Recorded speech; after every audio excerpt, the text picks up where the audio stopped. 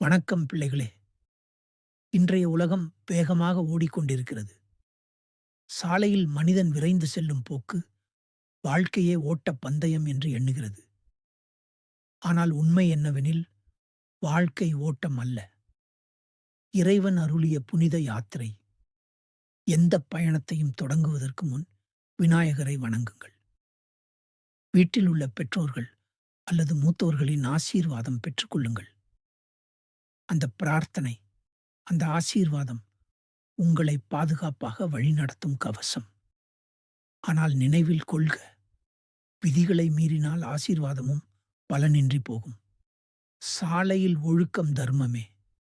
தலையில் அணியும் பாதுகாப்பு கவசம். உடலை காக்கும் தெய்வீக கவசம்.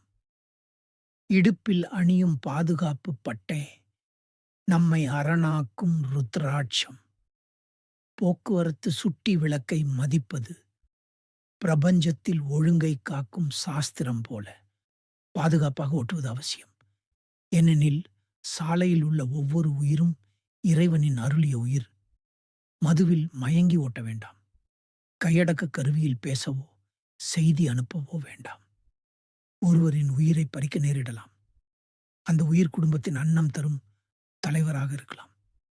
வேகம் அறிவில்லாமல் இருந்தால் அது அக்னி போல அழிக்கும். அகந்தை புகை போல கண்களை மூடும். பொறுமையாயிருங்கள், தாழ்மையாயிருங்கள். அப்போதுதான் உங்கள் பயணம் கங்கை போல் அமைதியாக ஓடும். பயணம் வாழ்க்கையின் ஒரு பகுதி. ஆனால் பாதுகாப்போடு நடத்துங்கள். பிரார்த்தனையால் தொடங்குங்கள். மூத்தோரின் ஆசீர்வாதத்தை மதியுங்கள். சாலை விதிகளை பின்பற்றுங்கள்.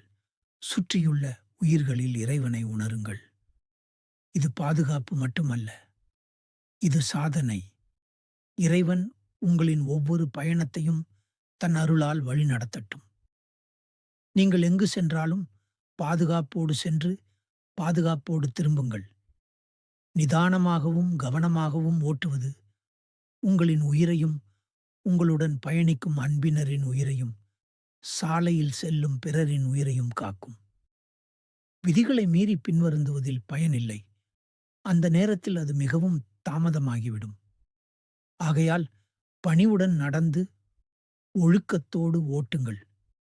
உயிர் என்பதே இறைவன் அருளிய புனித பரிசு என்பதை நினைவில் கொள்ளுங்கள். வாழ்க வளமுடன்.